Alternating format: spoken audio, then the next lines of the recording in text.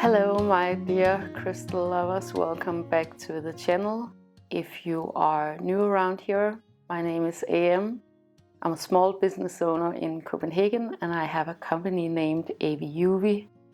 At aviuvi.com you can go and find the most amazing and spectacular and luxurious and ethically sourced crystals from all over the world, and I will leave you a link in the description below so you can go and check it out. These days we are in the plant house in the suburbs of Denmark. This is like our summer house where we go and see our family. We're in the town where Andreas and we grew up. But one thing that is really great here is the thrift shops, the antique shops, anything vintage. The demographic here in this town is a little bit older, or a lot older actually, than in Copenhagen. So it is 50, 60, 70. You can really see that when you go antique shopping and vintage shopping, because this demographic, they don't necessarily know how to sell their things online. And they're, maybe passing away, but also they're moving into smaller apartments and into retirement homes. So a lot of the things that they have collected over their entire lives end up in thrift shops and antique shops.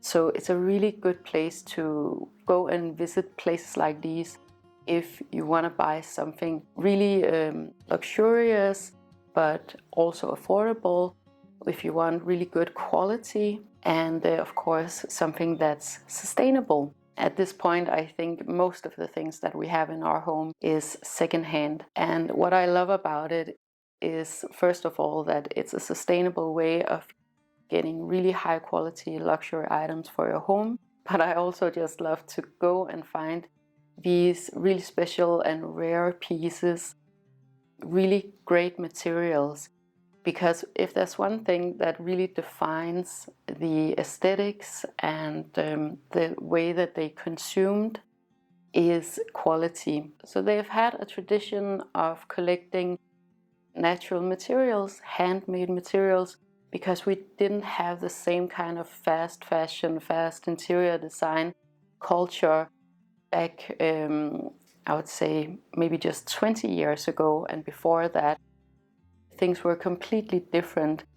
If you've been watching my channel, you know that I've worked in the fashion industry, and the fashion industry is also really different now than it was prior. Very present in our way of consuming today in these days is that the quality is really low, and that's both in fashion and in interior design, because you are meant to switch it out really quickly so you can go and buy something new. So the quality is just not there, even in the, sometimes high range, but definitely mid-range Danish brands. Here in Denmark, we have this idea of Scandinavian design being so high quality, and there is some really high quality Scandinavian design, but it's not the same that it was 40 years ago, for example. So that's some of the reasons why I really love to go and buy secondhand, especially when we're here, because in Copenhagen you don't get the same quality. The people who live in Copenhagen are mostly young students, so they go and buy their things at IKEA and H&M and Zara and those places. So what you would find secondhand in the city is just not of a really high standard. So we always go to different spots when we're here in this town, but we also go to another town called Odense, and we've been really, really lucky there with finding really high quality marble, travertine, alabaster, granite, these beautiful crystal related materials. That's something that I'm really mindful about too, buying things for myself that has a longevity to them. Then we also go for crystal jewelry. I've talked about the crystal industry quite a lot here on the channel, and crystal jewelry is unfortunately one of those areas where you really, really have to be mindful of the ethics of where the different crystals come from, how it was produced, how it was managed, how it was transported.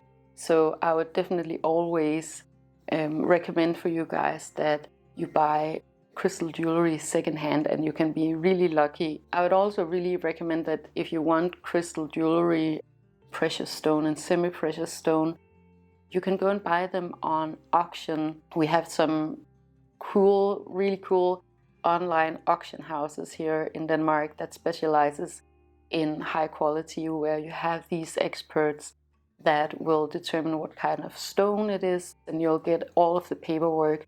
But if you're like me and you know a little bit about crystals and stones and metals, you can go definitely and find it yourself in antique houses and even in thrift shops. Like I found my diamond necklace in a regular thrift shop, like in a Red Cross thrift shop. Then I also look for, you know, all of the things that I show you that I sell on APLAKAT. Those are the kinds of things that we buy for ourselves. So it could be wood materials, for example, wood furniture. I love surrounding myself with natural materials in my home and here in the plant house, because it just feels more natural. It is more natural than having concrete and plastic all around you. So I have found for myself that I'm a lot more calm and stable, and my life is just way more harmonious when I have these nice tactile natural materials around me. Then we also look for handcrafted things, handcrafted pottery especially. So some of the things that is not so practical maybe to have in a wood material or a stone material, then we want to prioritize something that's handmade and that has been made with a lot of love and care. 40-50 years ago, there was just a really a culture of craftsmanship, of artisan-made objects. Yeah, so we've been shopping around quite a bit lately. It's one of our favorite things to do when we're here. First of all, I have to tell you guys that when I started out making these thrift shopping videos, the prices were a lot lower than they are these days.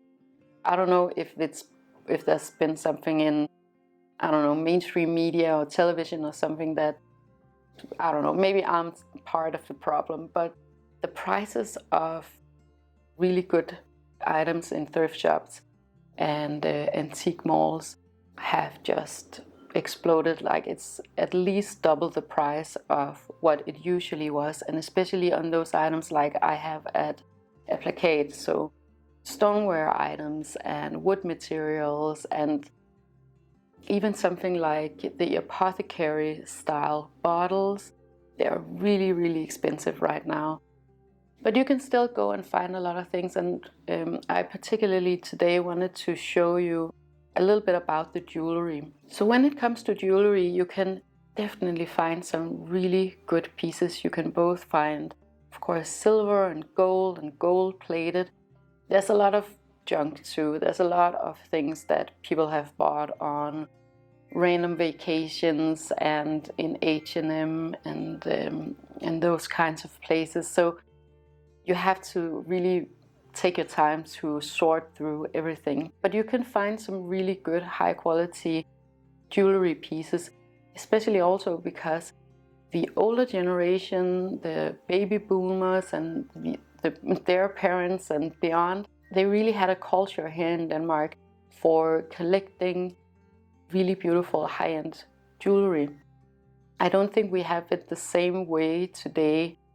It's mostly fast jewelry that you go through really fast. But back then, if you had an anniversary or like something to celebrate as a woman, you would get a piece of jewelry. My grandmothers, they had some beautiful jewelry collections, and that's what you'd find in like a regular thrift shop today. Amber was really, really popular. Amber is not a crystal, it's like a petrified resin, but it's kind of our national crystal. It was so popular, and you can get them in all types of, like some are more like bulk than others. Some pieces you can get them just anywhere, and they're pretty inexpensive, I think, compared to if you buy them in other countries. So you can basically go to the beach here in Denmark and find amber, what's called Baltic amber. You can go out with a UV light, but you could also bring your UV light to the thrift shop and go and check out what type of amber they have. This time around I found a really pretty amber necklace and a pair of really pretty amber earrings, like stud earrings. I didn't buy it for myself because I didn't need it, but they're great prices and really well-made jewelry too. Then there's something like jewelry with quartz crystals. They're oftentimes cut to look like diamonds. What you have to be mindful of is if it's just a piece of glass or a piece of resin, but you can definitely test that, so you can get little tools that you can go and scrape maybe the side of the stone and see if it scratches. It's around a 7, or in the case of Herkimer diamonds, like I wear, it's a 7.5, so you can definitely test that out. I would say mostly if you have a piece of jewelry that's made out of white gold or yellow gold, you are most likely sure that it is at least a piece of real quartz. Then you can also go for well-known brands, because they will most often also have real crystals when they make their jewelry.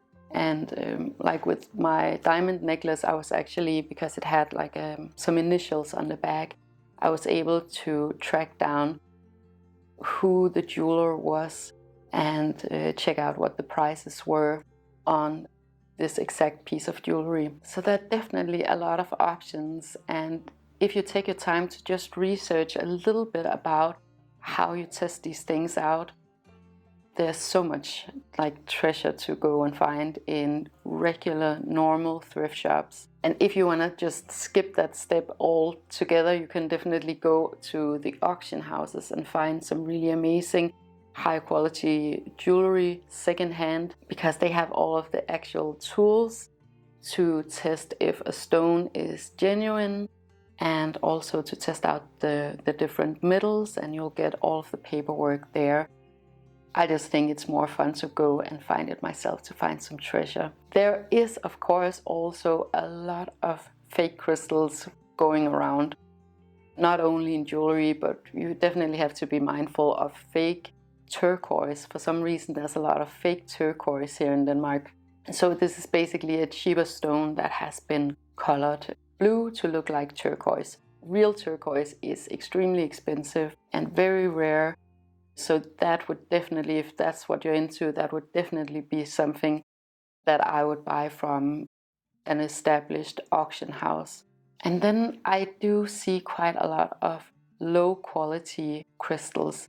For example, the salt lamps, the Himalayan salt lamps, they're made in Turkey, but they're branded as Himalayan salt lamps, and people believe that they have different health benefits, which they don't. I see quite a lot of them in thrift shops. Also, the yoni eggs, so like a stone, a marble, something like that, that's shaped like an egg. I think people here, they believe it's like I don't know, Easter decor or something like that. That's not what they're actually intended for, but you can go and look that up for yourself.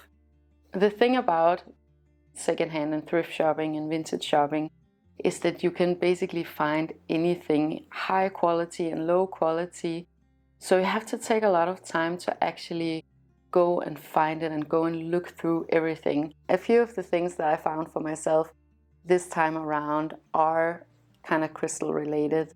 So I have 2 marble pieces, and this one was actually super inexpensive.